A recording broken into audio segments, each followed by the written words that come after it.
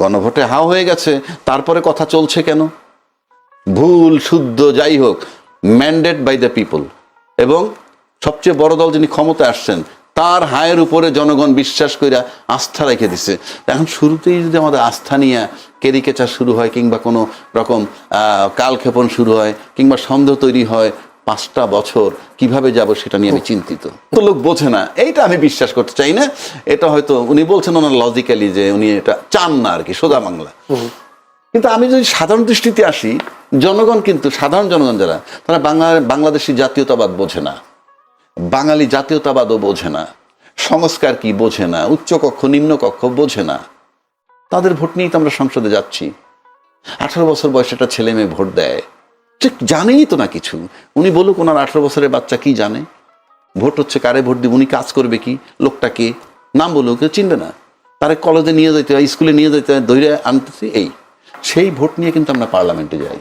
তার মানে জনগণ কিচ্ছু বোঝে না যদি এইভাবে ধরি। কিন্তু জনগণ একটা জিনিস তো বুঝছে যে তারেক সাহেব বলছে হাতে ভোট দিতে, তাতে হাতে ভোট দিছে। তারপর তো হা মোতাবেক গণভোটটাকে কার্যকর করা খুব জরুরি। পৃথিবীর কেউ না জানুক, সাধারণ জনগণ না বুঝুক, উনি তো জানেন, উনি তো বলছেন। জনাব আবহানা রাজ্জাকি, গণভোট আসলে মানুষের বোঝার মতো করে করা হয় নাই। গণভোট একটা বিতর্কিত একটা বিষয়। এই গণভোটটা আসলে কেন করতে হয়েছিল, বা আমি যদি এভাবে প্রশ্ন করি, জুলাই সনদে আবার বিএনপি জামায়াত ওরা স্বাক্ষর বা অন্যান্য দলগুলো কেন স্বাক্ষর করলো? কি আজকে যে করলো? না না, আগে তারা জুলাই সনদে স্বাক্ষর করেছে না। কে? আমি এখানে আইনের বিষয়টি নিয়ে কথা বলবো না। তাইলে একটা বিষয় আসে কি, মনে হয় যে আমি লয়ার, আমি বলে গেলাম। এটা 2-3জন লয়ার থাকলে একটা আলোচনা, সেটা ভিন্ন। আমি সাদা মাটার দৃষ্টিতে যেটা দৃশ্যমান সেটা বলছি। ধরেন এখানে গণভোট এবং বনাম ইশতেহার একটা লয় হচ্ছে। ইনফ্যাক্ট গণভোট বনাম ইশতেহার, গণভোটটা লিগাল ইললিগাল সেই চ্যাপ্টার তো পরে, কিন্তু গণভোটের পক্ষে জনগণ রায় দিছে। আর ইশতেহারটা হলো দলীয় রায় বা দলীয় সিদ্ধান্ত। এখন উনি পান্না ভাই বললেন যে তারেক রহমান সাহেব এটার পক্ষে একবার হা বলেছেন। উনি হা বলেছেন, এতে কোনো সন্দেহ নাই, হা বলেছেন। তারপরে আর কখন, ওইটাই ছিল চূড়ান্ত লাস্ট। এখন যে পরিমাণ ভোট পেয়ে এই বিএনপি জয়লাভ করলো, এবং আমার কাছে মনে হয় যে উনি যদি হা ভোট দিতে না বলতেন তাহলে বোধহয় গণভোট ফেল করত। উনি যেহেতু হাতে ভোট দিতে বলেছেন, আমি মনে করি, কারণ আমি তো এর বাইরে যেতে পারবো না, আমি অনুমান করে কিছু বলবো না, কাজেই হা জয়লাভ করেছে। হা জয়লাভ করলে এখন তাদের জন্য এটা অব্লিগেটরি। কারণ আপনি তো প্রধানমন্ত্রী হয়ে যাওয়ার পর, উনি এখনো ওত নেন নাই, বাট প্রধানমন্ত্রী, তো আপনার মাধ্যমে আবারও তাকে একবার শুভেচ্ছা জানাচ্ছি। কারণ আমাদের তো ফোরাম নাই জানানোর, এবং জনাব তারেক রহমান সাহেব আমি আবার একটু অভিবাদন জানাই যে আজকে ওনার জন্য এই গণভোটটা আমি মনে করি পাশ করেছে। এখন সেই হিসাবে গণভোট যে এক্সিকিউশন, ওইটার আলোকে সংবিধানকে সংস্কার করাটা আমি মনে করি তাদের জন্য, মানে যদি আদর্শগতভাবে চিন্তা করেন, নৈতিকভাবে চিন্তা করেন, তাইলে তাদের জন্য এটা টু সাম এক্সটেন্ট তাদের দায়িত্বের ভিতরে পড়ে। এখন আসেন 2/3 মেজরিটি ওনার পার্লামেন্টে গেছেন, মানলাম না গণভোট, সেটা অন্য কথা। মানলাম না ইশতেহার যেটা ওনারা দিছেন, কথার কথা, কারো কিছু করার নাই। বাট আমরা যে বিগিনিংটা চাইছিলাম যে একটা শক্ত বিরোধী দল গেছে, কারণ আমি ভোটের রেশিওতে যদি বলি, সিটের রেশিওতে 213টা তারা বিএনপি, জামাত পাইছে 66টা, ওরা পাইছে 6টা। সিটের রেশিওতে কিন্তু তাও স্ট্রং, কিন্তু ভোটের রেশিওতে কিন্তু অনেক ভোট পেয়েছে।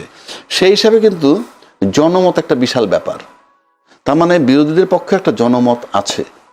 সেইটাকে মাথায় রেখে দুটো ব্যাপার এখানে আপনি আনছেন। গণভোট আর দলীয় ইশতেহার বাদ দিলে উচ্চকক্ষে দুই পক্ষের দ্বিমত নাই, কিন্তু উচ্চ কক্ষটা গঠন হবে কিভাবে সেটা নিয়ে একটু দ্বিমত আছে। উচ্চ কক্ষটা কি গণভোটের আলোকে হবে, গণভোটের যে সিদ্ধান্ত তার আলোকে, নাকি দলীয় ইশতেহার মোতাবেক? দলীয় ইশতেহার মোতাবেক হলে সহজ বাংলা, নিম্নকক্ষে তারা পাইছে 2/3 মেজরিটি, উপরেও তারা পেয়ে যাবে 2/3 মেজরিটি। আর যদি গণভোটের আলোকে আসেন, তাহলে তাদের সিট হবে পাশাপাশি, ধরেন অলমোস্ট 50-50, অলমোস্ট। তো সুতরাং সেটা তাদের দ্বিমত থাকতে পারে, কিন্তু প্রশ্ন হচ্ছে যে এই গণভোট পান্না ভাই বললেন যে এটা বেআইনি হয়েছে, আমি তর্কের খাতিরে ধরলাম।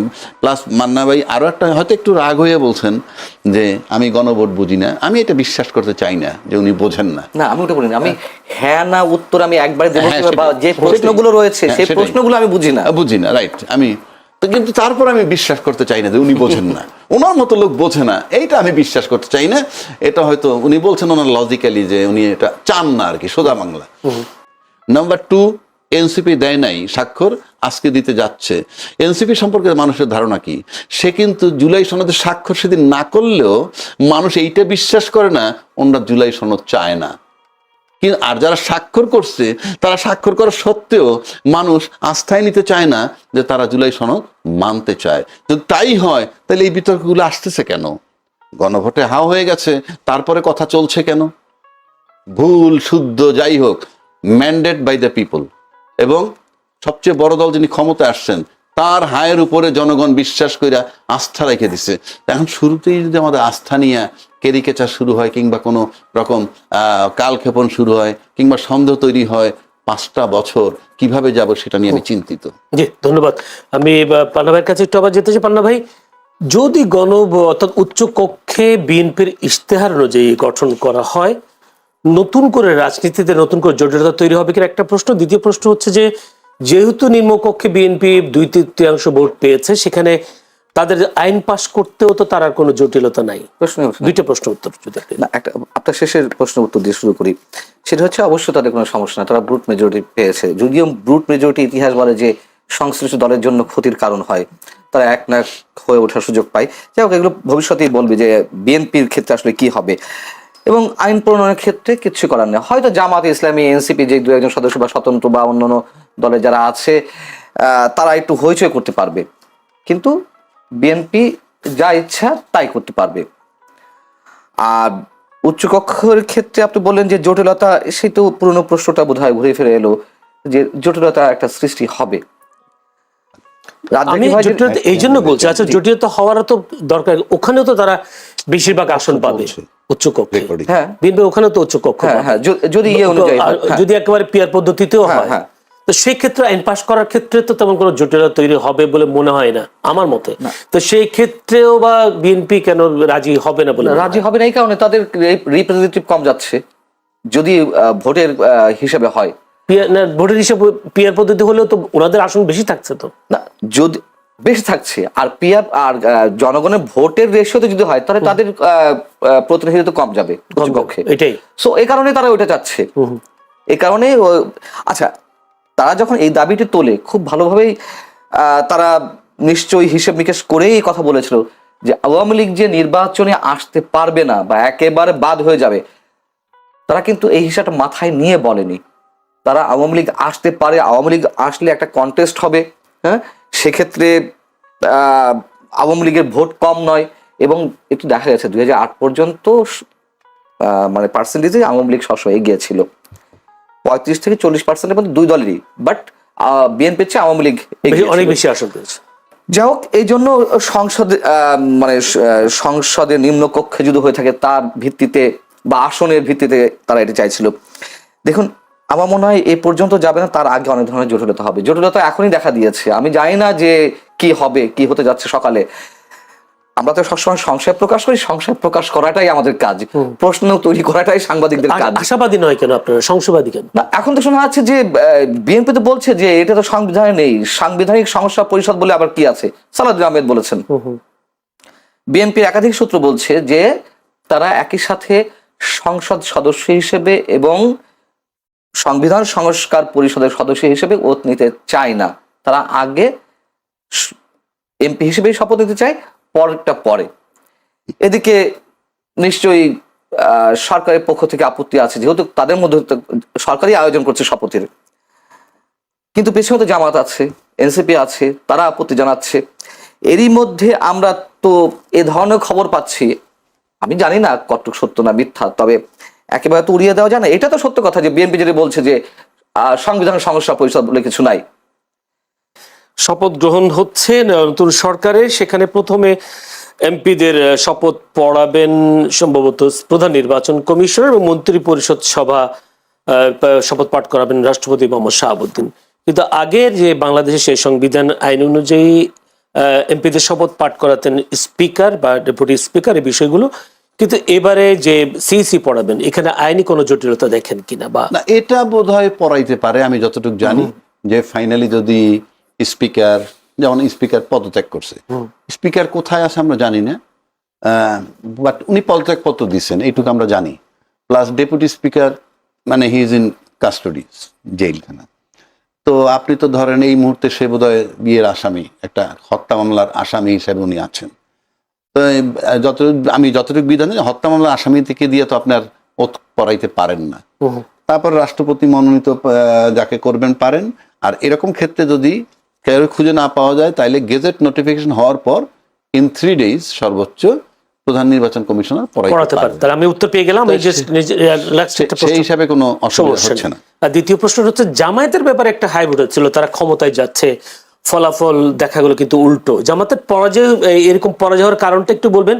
কেউ কেউ বলছেন নারীদেরকে অসম্মান করা কিংবা ৭১-কে স্বীকার না করা, এই বিষয়গুলো প্রভাব পড়েছে নির্বাচনে। না, আমি এবারের নির্বাচনে আমি উল্টো ভাবে দেখতে যে আপনার এগুলোর জবাব আমি দিব। তার আগে যদি আপনি আসেন যে এবারের নির্বাচনে সবাই খুশি, আমার কাছে মনে হয়। আমি যেখানে ভাই খুশি হতে পারেন না, ভাই খুশি হতে পারেন না, আমি ভাইকে সেটা একটু বোঝানোর চেষ্টা করি। উনি তো বলছেন যে দেশের মানুষ সংশয়ে ছিল, যেমন ধরেন আপনি, নির্বাচন হবে। আমি একদম নিচের থেকে আসি, মানে ওই যে অন্যান্যরা পাইছে 8টা আসন, অন্যান্যরা তো খুঁজে পাবেন না, এই একটা ও একটা ওটা বাদ। তারপরে নিচের থেকে যদি আসি, এনসিপি পাইছে 6টা আসন। আপনি ভালো করে চিন্তা করে দেখেন যে এনসিপি ফ্রম ডে 1 আমি দেখি নাই কেউ অ্যাকসেপ্ট করছে তাদেরকে, মিডিয়ায় বা ইন্টারভিউতে আইনা কেউই না, তাকে যে যাই বলুক ওটা নিয়ে আমার। কিন্তু আলটিমেটলি কিন্তু তারা 6টা সিট পাইছে। তো 6টা সিট যে পাইলো, এতে তাদের খুশি তারা, আমি মনে করি। কেন খুশি? তাদের প্ল্যাটফর্মই থাকতো না, যাদেরকে বলা হয়েছে একটা সিটও পাবে না, 6টা সিট তারা পেয়েছে। কিন্তু কিভাবে পেয়েছে রাজাকি ভাই? এটা তো ভোটে। আমি তো কাদের ভোটে? না, আমি সাদা মাটা দেখলে তো ভোট। কাদের ভোটে?